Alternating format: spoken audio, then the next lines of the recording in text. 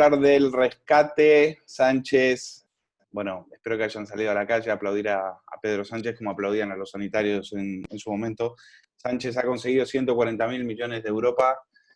No sabemos si son para salvarnos a nosotros, para salvarse él. En todo caso, son 77.000 millones a través de transferencias directas y el resto a través de créditos. Es muchísimo dinero, yo no sé si es mucho, si es poco. El que tiene los datos financieros es nuestro asesor, precisamente económico, que es Álvaro Clemente. ¿Qué tal, Álvaro? Hola, buenas tardes, Luis. ¿Qué Muchas te parecen gracias. esas imágenes de Sánchez entrando a la Moncloa siendo recibido por aplausos por sus compañeritos de banco? Bueno, pues yo creo que una muestra más del gobierno que tenemos ahora mismo en España, ¿no? Me da la impresión de que si no hubiésemos recibido ni un euro, hubiesen hecho lo mismo. Mm. Es decir, está rodeado de palmeros y palmeras que le van a subir al más alto de los podios, le van a poner la corona de laurel y le acabarán llamando el César de los Césares, ¿no? Sí. Yo creo que, hombre, a ver, no es justificado.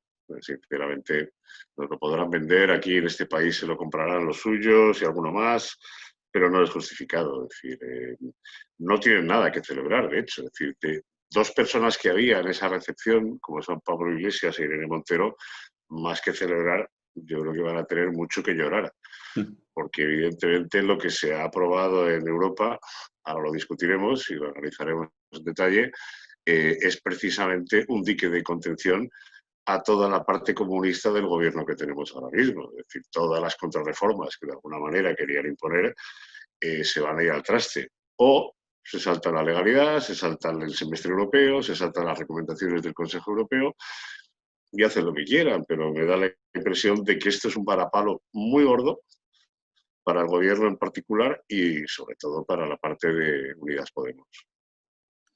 Bueno, pues entonces, háblanos de la letra pequeña de esto, porque ya sabemos que las terminales mediáticas esto lo están vendiendo como el gracias presidente, sigue ahí de trending topic. Bueno, es de vergüenza. Realmente que todavía hay gente que tiene que agradecer un rescate, pero que te acaban de rescatar, que te acaban de dar dinero porque eres insolvente, porque no tienes ni para pagar a los pensionistas y encima lo celebras. Yo creo que a mí me daría muchísima vergüenza, no hay nada que aplaudir aquí. Pero bueno, explícanos la letra pequeña de esto y cuánto nos va a costar, Álvaro. A ver, la letra pequeña digamos, por ponerlo en contexto, muy buena para España. Es decir, hay que decir que efectivamente lo que se ha aprobado en Europa, ya vimos el tour europeo que hizo Pedro Sánchez antes del Consejo Europeo, que fue un varapalo tras otro, incluso con gobiernos progresistas de su misma ideología, que le dijeron, vete a España que te aplaudan, pero aquí evidentemente no te vamos a aplaudir y por tu cara bonita no te vamos a dar un dinero a fondo perdido para que tú lo malgastes como lo malgastaste en 2019. La letra pequeña yo creo que es la condicionalidad y sobre todo el conjunto de reformas y de ajustes que el propio informe del semestre europeo establece. Es decir, estamos empezando a hablar ya de no tocar la reforma laboral y no solamente no tocarla, sino además profundizar más precisamente en esa reforma. Es decir, fue muy bien recibida en Europa, creo que es una de las cosas que en Europa se consideró que ayudó a que no hubiese más destrucción de empleo tras la crisis y evidentemente no es que crease empleo per se, pero sí es cierto que dejó de destruir empleo. Y la recomendación básica del Consejo Europeo, en este caso, es profundicen ustedes en esa reforma, flexibilicen más el mercado de trabajo, intenten abaratar el coste de contratación y, sobre todo, pues vayamos hacia una menos precariedad y menos temporalidad de los contratos que tenemos en España. El segundo punto va en vena, es decir, va en vena y lo has dicho tú antes, no hay para pagar las pensiones. El año pasado tuvimos un déficit de 22.000 millones. Lo que vienen a decir es, atajen ustedes el problema. No gustó en Europa cuando se cambió toda la actualización de las pensiones al IPC, y de hecho este año vamos a tener un gasto de pensiones un 3,5% superior al año 2019, y evidentemente lo que vienen a decir es, bueno, pues cambien ustedes el sistema, vayan hacia un sistema sostenible que permita de alguna forma a largo plazo mantener esas pensiones, y me da la impresión de que dadas las circunstancias y los números que ahora comentaremos, probablemente nos encontremos con un recorte en esas pensiones. Sí o sí, se pongan como se ponga el gobierno socialista. Y la tercera, digamos que es una sostenibilidad fiscal. Es decir, al final, la fiesta de los viernes sociales de Pedro Sánchez, desde que está en el gobierno, ha sido un cúmulo de incremento del gasto público improductivo, además, que no ha generado ningún tipo de productividad ni de eficiencia, y que además lo que ha conseguido es cerrar un año 2019 con unas cifras de déficit público muy por encima de lo esperado, una deuda sobre PIB rozando el 96%, una creación de empleo que ya venía creciendo por debajo del 2%, es decir, que estábamos destruyendo claramente empleo, y evidentemente, llegada la crisis del coronavirus, por las circunstancias se han puesto muchísimo más preocupantes. Y además la gestión sanitaria ha sido un desastre y la gestión económica ha sido todavía peor. Somos el peor país, no hay ranking ahora mismo en periódicos, en instituciones, en organismos, en banqueros, donde no aparezcamos los últimos. Y eso es gracias a la gestión de este gobierno. Entonces, esos son los tres puntos principales que yo creo que el Consejo Europeo va a exigir a España para poder recibir las ayudas. La condicionalidad para mí es lo más positivo, es decir, por eso decía que es bueno para España, de alguna manera es el dique de contención hacia unas contrarreformas que venían a destruir la economía de este país.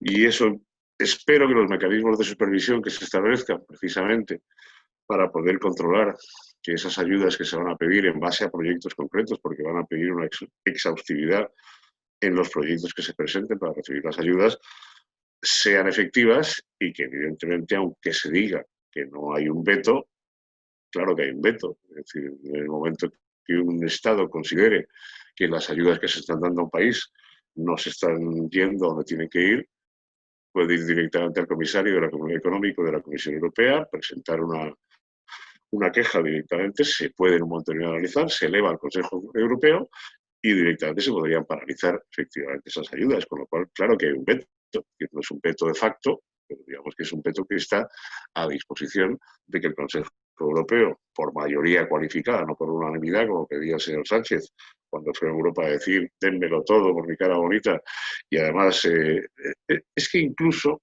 hubo un detalle de Pedro Sánchez que a mí me llamó mucho la atención y que ha pasado un poco desapercibido. Llegó a decir que estaba dispuesto a reducir la cuantía de las ayudas por conseguir la no condicionalidad. Pero oiga, que tiene usted un país en ruinas, que tiene usted un país destrozado, que más del 52% de los españoles dependen de un salario público, de un subsidio.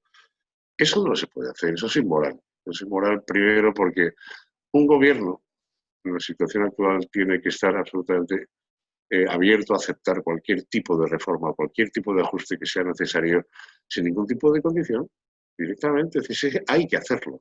Entonces, me pareció muy moral cuando de hecho él planteó la posibilidad de incluso renunciar a parte de las ayudas en montante económico por no recibir reducibilidad. Lo único que estaba transmitiendo una vez más a sus socios es desconfianza. Voy a utilizar el dinero para redes clientelares, voy a seguir utilizando el dinero para lo que lo he hecho en el pasado y evidentemente Europa tonta no es. He dicho no, pues por ahí pasa. Bueno, explícanos, porque a mí dicen Europa tonta no es, pero yo creo que aquí los países, esos que llaman frugales, no entiendo bien por qué, los países frugales han perdido el pulso. Es decir, aquí de vuelta a las presiones del eje franco-alemán, yo creo que han podido con las pretensiones que ellos querían. Y al final Sánchez pues se viene con un cheque de 140.000 millones. Entonces, ¿tú qué crees que ha cambiado? Es decir, de estar las negociaciones prácticamente paradas a finalmente desatascarlas. ¿Qué crees que pudo haber pasado ahí? Bueno, yo creo que ha habido una serie de concesiones, es decir, yo no creo que los frugales hayan perdido, los frugales han ganado parte de la batalla, primero porque han sabido reducir, no el importe total de las ayudas, que al final se ha mantenido en 750.000 millones, pero sí han reducido un 20% las ayudas directas, que eran subvenciones a fondo perdido. Es decir, esa parte la han ganado los frugales. En negociación, los ganadores son Merkel y Macron, que creo que han hecho muy bien, digamos, el acercamiento de posiciones para conseguir un acuerdo relativamente más rápido de lo que se esperaba. Se ha ganado un mes o un mes y medio con respecto a las expectativas. Y luego, además, los frugales se llevan unos cheques de descuento de 53.000 millones. Es decir, aquellos que A más ver, ¿qué aportan. es un cheque de descuento? El cheque de descuento es, digamos, como lo que llaman un rebate. Es decir, tú aportas al presupuesto europeo, hay los que aportan y que luego además no reciben, sino que son deficitarios en la recepción, y lo que se hace es reducir esa cuota devolviéndoles un cheque de descuento directamente, con lo cual la aportación neta que ellos hacen al final es menor. Mm, Entonces, todos los frugales van a recibir en total 53.000 millones, es decir, eso lo van a repartir en el resto de los miembros, con lo cual recibimos 140.000, pero en el presupuesto hasta 2027 los países que contribuyen evidentemente van a pagar esa parte proporcional. Y luego ya. además hay que tener en cuenta que aquí no se está negociando solo las ayudas para el fondo de reconstrucción, se está negociando el presupuesto hasta el año 2027, que de hecho es muy llamativo y a mí me ha parecido muy positivo que no se haya inflado, todo lo contrario, se ha reducido en un 2,4% hasta 1,1 billones, lo cual está muy bien porque evidentemente no va a incrementar, digamos, la factura del gasto público que ya se ha doblado prácticamente con respecto al presupuesto anterior. Entonces, recordemos además que en esa negociación del presupuesto Reino Unido ya no está, con lo cual la parte de los 17.000 millones que ha aportado Reino Unido se va a repartir entre el resto de los países y España, de ser una contribuidora o receptora, en este caso neta, poníamos 12.000 pero recibíamos casi 1.500 netos de vuelta, al final va a ser una contribuidora neta. Es decir, bueno, nos va a costar más la factura precisamente por la salida del Reino Unido y por los 53.000 millones que reciben los jugadores, con lo cual aquí no hay nada que celebrar y no hay ninguna victoria de Sánchez desde ningún punto de vista. De todas las reformas que va a tener que hacer Sánchez, ¿cuál crees que es la que le va a costar más? Bueno, la primera que tiene encima de la mesa, y yo creo que es un tema ya personal, es la de la reforma laboral. Él firmó un pacto, de hecho está firmado, hay un papel firmado con Bildu, en el cual el propio Pablo Iglesias se ha encargado de siempre recordar que está firmada la reforma de toda la reforma laboral, sino parcialmente. Con lo cual esa va a ser la primera que va a tener que negociar Esa se la va a tener precisamente. que tragar, ¿no? Esa se la va a tragar con patatas, o sea, pero directamente, o sin patatas, a pelo. ¿Pero quién se la va a No, tragar? ¿Sánchez o Pablo? ¿O Pablo no, Iglesias? Pablo Iglesias. Iglesias. Iglesias. Se la va a Claro, tragar a Iglesias. claro. Pedro Sánchez, es decir, evidentemente viene como gran ganador de la Bueno, negociación. lo viste a Pablito aplaudiendo, ¿no? Sí, Como sí, un sí. edecán. Bueno, escondido un poquito ahí al fondo, sin hacerse notar mucho, Ahí pero al final, hay una foto en la cual está que es mejor que el vídeo y se le ve al ladito, aplaudiendo sí, como un lo he edecán. visto, lo he visto, Es lo he espectacular. visto. Bueno, esa es la demostración de que se la va a tragar con patatas sí o sí. Y yo no sé al final qué pasará en esa coalición de gobierno, pero es evidente que todo lo que viene a partir de ahora va a ser una colisión constante de Partido Socialista contra Unidas Podemos. Luego tienes el problema de la reforma de las pensiones. Es decir, aquí ya no hablamos de un tema ideológico, hablamos más de un tema social. Es un tema que llevamos muchos años discutiendo sobre la necesidad de establecer a través del Pacto de Toledo una estructura que sea sostenible a futuro para el pago de las pensiones. Yo creo que aquí vamos a empezar a ver un poco las recomendaciones que la AIREF, que es casualidad que ahora el presidente de la AIREF esté de ministro de Seguridad Social, va a tener que aplicar, que es pues, el Por retraso. qué casualidad? Bueno, casualidad porque le va a tocar hacer las reformas y cuando no estaba como ministro, él anunciaba que había que hacer, pero las tenía que hacer otros, ahora tiene que hacer él. Ahora va a tener que ser El él karma. el que las tenga que aplicar. Es decir, el karma se da la vuelta y evidentemente ese informe está ahí encima de la mesa y lleva mucho tiempo dando vueltas, ¿no? Entonces iremos hacia una demora de lo que es la jubilación anticipada, incluso con más dureza de la actual. Habrá que de alguna forma tocar el sistema de revalorización de las pensiones y en algún momento, incluso pues, si las cosas empeoran y por los números que tenemos encima de la mesa, con una deuda de la Seguridad Social este año de 100.000 millones, me da la impresión de que van a tener que recortar pensiones y claramente dejarlas congeladas, igual que el sueldo de los funcionarios, al menos un par de años. Eso va a ser una batalla muy dura para un gobierno que se le llena la boca de progresismo, de no dejar a nadie atrás y de que se jacta de que tengamos a casi más de 10 millones de personas en subsidios de desempleo, ceses de actividad autónomos, ERTES, etcétera, etcétera. Es decir, yo creo que ese es un poco el mensaje que han venido trasladando, que ellos están encantados de subsidiar a toda la población, el problema es que no hay ingresos. eso generamos ingresos. Efectivamente, esas reformas que nos exige el Consejo Europeo permiten de alguna manera empezar a fomentar la inversión pública y la privada de la mano de la pública, que permita pues, recuperar el tejido productivo y empezar a crear empleo. Es decir, es que si no creamos empleo no generamos cotizaciones y el desplome, digamos, de la recaudación, ya la estamos viendo a mayo, es que a final de año va a ser desastrosa. Para que nos hagamos una idea, el regalito que le han hecho a Sánchez ahora es la suma del IRPF y del IVA de un año. Para que tengamos todos en la cabeza que ¿Qué quiere decir eso? los 140.000 millones que recibimos sería lo que recaudaría en un año normal, digamos estable, España por la recaudación del IVA y de la IRPF. Es un dato brutal el que acabas de dar, porque, o sea, eso se lo queda el Estado. Son 140.000 millones que le quita el Estado a los españoles. Bueno, a ver, no es que se lo quita a los españoles, es un regalo que te da Europa que vas a tener que devolver. No, digo lo del IRPF masiva. Ah, no, sí, no, eso está claro, eso está claro. Esa es la recaudación que tenemos por IRPF y por IVA. Entonces, es decir, para que nos hagamos la idea de la magnitud de la cantidad, si estas cantidades no son monitorizadas y supervisadas de una forma seria por parte de Europa, que imagínate, es decir, que están dando 140.000 millones para que hagas aquí la fiesta de la red clientelar y ya acabemos directamente pues como Venezuela en 2 semanas. Pues es evidente que yo digo que el acuerdo es muy bueno para España porque viene con una condicionalidad muy estricta. Y además el informe, si tenés el informe del Consejo Europeo, que fue publicado un día antes de precisamente el acuerdo, es decir, ¿qué le dicen a España? Es decir, los 4 puntos que le ponen son impresionantes. Es decir, preserve usted el empleo. O sea, ese es el primer punto. Lo cual quiere decir, no extienda usted los ERTE solo hasta septiembre. Si es necesario, llévelos hasta diciembre. Incluso en algún sector, llévelos hasta el primer trimestre del año que viene, como puede ser el turismo. ¿Sí? En este caso, sí, claramente. Luego dicen, mejor es la cobertura de los desempleados. Esto quiere decir, sobre todo enfocándose en los, digamos, segmentos más precarios, como los autónomos, micropymes, que nos están pasando canutas. El otro día salía un informe de la UTA en la que decía que casi 150.000 pequeños comercios y de proximidad iban a desaparecer este año. Eso es el 20% del total de los comercios minoristas. Hay que dar una vuelta por Madrid para darse cuenta. No hace falta que te des mucha vuelta. Yo en mi barrio, mira, ayer me di una vuelta precisamente por la Plaza del Perú. Desde el Príncipe de Vergara conté 25 locales que se alquilan, que se traspasan o que están cerrados. En pleno barrio de Chamartín, la zona donde la gente se mueve mucho en el comercio de proximidad. Garantizar la liquidez a empresas, es decir, ya han ampliado en 40.000 millones los 100.000 iniciales, pero si hay que ampliar más, amplíe usted lo que tenga que ampliar, pero no se cargue usted el tejido productivo. Reforzar el sistema sanitario, es evidente.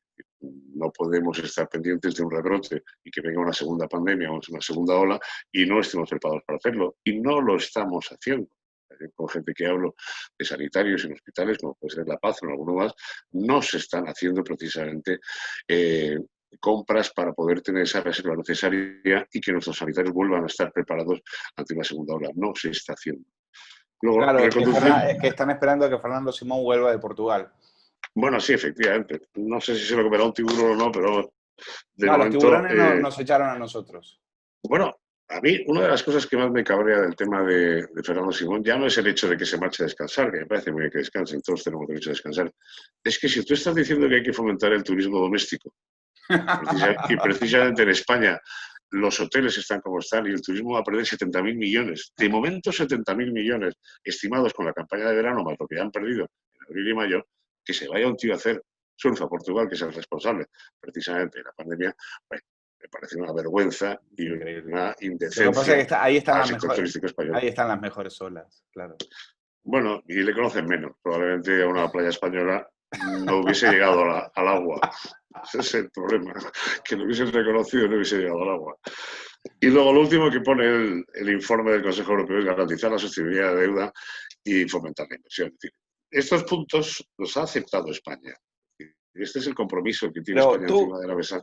Álvaro, tú tienes demasiada fe en Europa. ¿Tú crees que Europa nos va a auditar, nos va a controlar, va a mirar cada euro que vaya a caer en las manos de Sánchez? Yo soy más escéptico, yo creo que no nos van a controlar tanto. Yo creo que ya directamente, porque, hombre, vendrá Merkel, vendrá Santa Merkel, la Santa Progre Merkel, y dirá, pobrecitos los españoles, ¿cómo puede ser que le estén viendo cada euro? Y entonces el holandés tendrá que decir, bueno, pues venga. Es que, no sé, yo creo que este ya está, se está frotando las manos y está viendo en qué se va a gastar el dinero, dice.